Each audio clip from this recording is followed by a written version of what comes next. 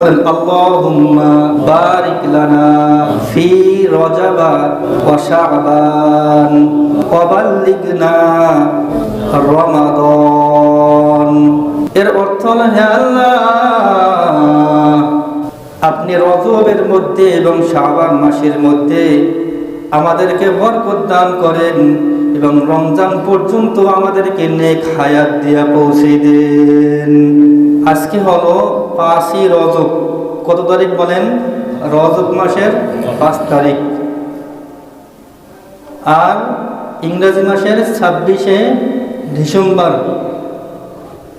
যখন আকাশের মধ্যে নতুন চাঁদ উদিত হয় তখন নবীজি কি করতেন? চাঁদ দেখতেন, সাথে সাথে দোয়া করতেন। যারা পড়ছি আলহামদুলিল্লাহ, যারা পড়ি নাই চাঁদ দেখবো এবং কি করব? দোয়া করব। আপনারা আমার সাথে একবার বলেন, আল্লাহুম্মা আহিল্লাহু আলাইনা বিল আমনি ওয়াল ঈমানি ওয়াস সালামাতি ওয়াল ইসলাম ওয়াত তাওফীকি লিমা তুহিব্বু ওয়া তারদা রব্বি ওয়া রাব্বুকাল্লাহ। এই দোয়াটা প্রতি মাসে যখন নতুন চাঁদ উদিত হবে তখন এই দোয়াটা পড়ব। একবার যদি আমরা শিখে নেই, সারা জীবন নিজে আমল করতে পারবো, অপরকেও শিখাইতে পারবো।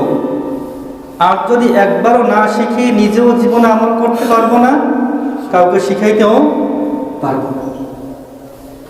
সেই সাথে সাথে রজব মাস আমাদেরকে কেমন জানো, রমজান মাস আসার বার্তা প্রদান করে। রজব এবং শাবান এই 2 মাসে নবীজি আরেকটা দোয়া বেশি বেশি পড়তেন। সেটা কি বলেন? আল্লাহুম্মা বারিক লানা ফি রজব ওয়া শাবান ওয়া বাল্লিগনা রমাদান। এর অর্থ হলো, হে আল্লাহ,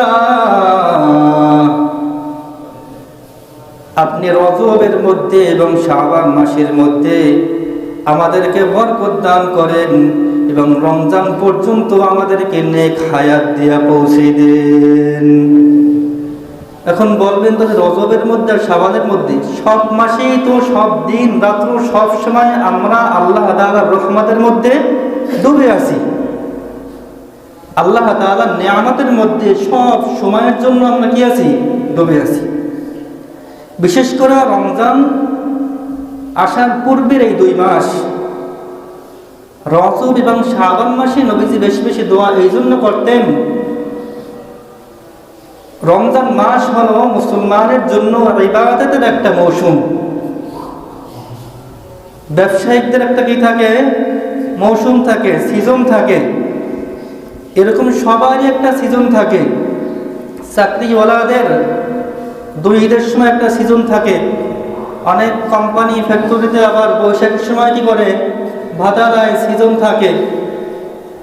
তো এরকমভাবে মুসলমানের জন্য ইবাদতের একটা সিজন হলো কোন মাস? রমজান মাস। এই জন্য আল্লাহ নবী স্পেশাল ভাবে এই দোয়াটা বেশি বেশি করতেন। আল্লাহ, বিগত কয়টা মাস আপনি হায়াত দিলেন, আল্লাহ রজবের মধ্যে শাবানের মধ্যে বরকত দেন, আর রমজান পর্যন্ত আপনি আপনার দয়া দ্বারা, মেহেরবানি দ্বারা আপনি আমাদেরকে পৌঁছে দেন। সুবহানাল্লাহ বলেন। রজব মাস আর প্রত্যেকটা মুমিনকে আর একটা কথা মনে করিয়ে দেয়।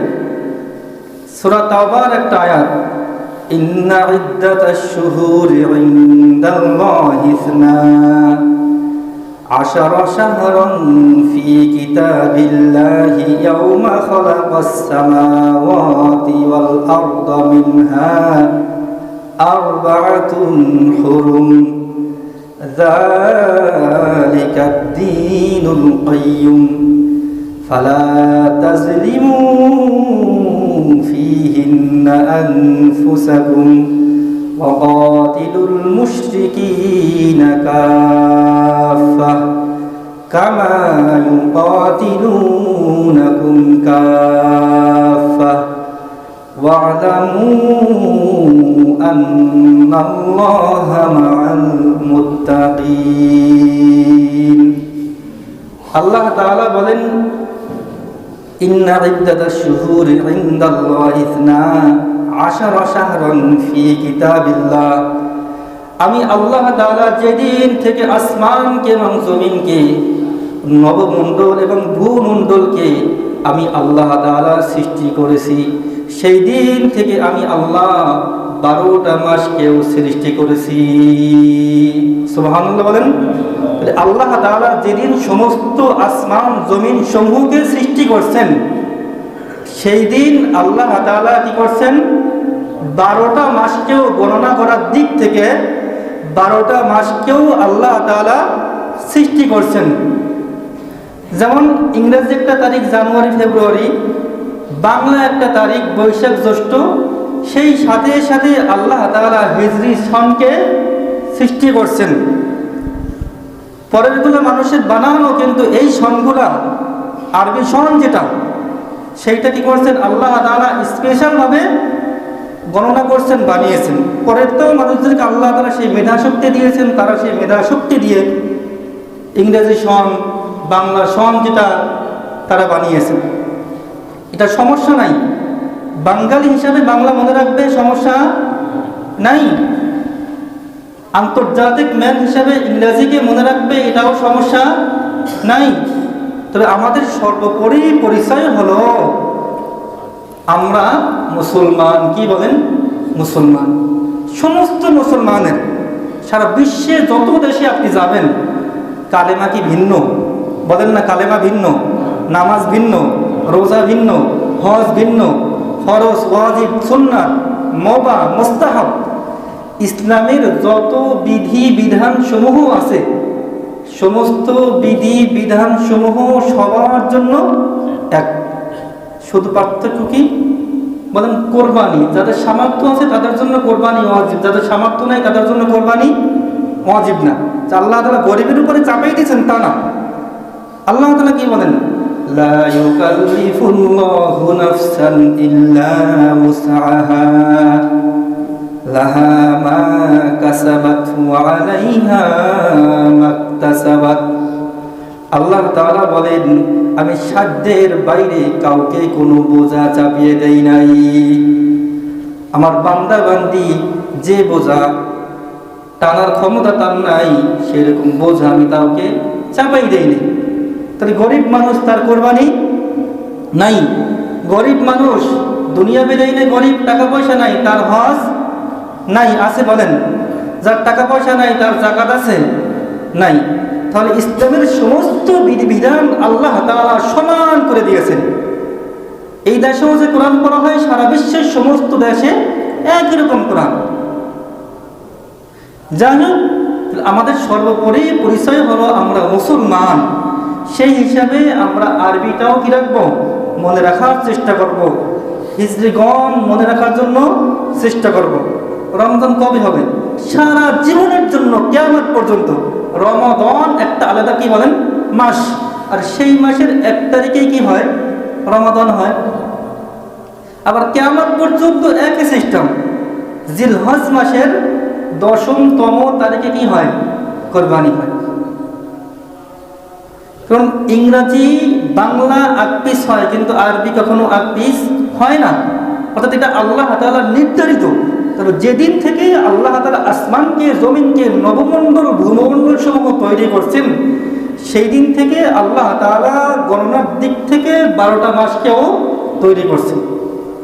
তার মধ্য থেকে যেমন মুহররম, সফর, রবিউল আউয়াল, রবিউল সানি, এরকম ভাবে তার মধ্য থেকে আল্লাহ তাআলা 4টি মাসকে অধিক সম্মান দিয়েছেন। কয়টা মাস? কি কি বলেন? জিলকদ, জিলহজ, মুহররম, আর একটা কি? রজব। আর একটা কি বলেন? রজব। এই যে রজব মাস।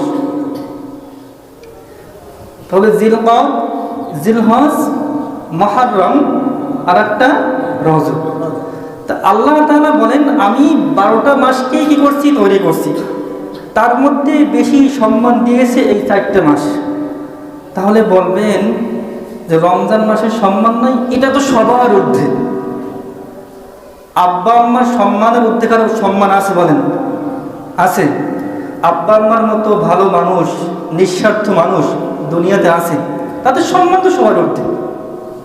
রোজাও এরকম 12টা মাসের মা রোজার মাস রমজান মাস, সেটা তো আছেই।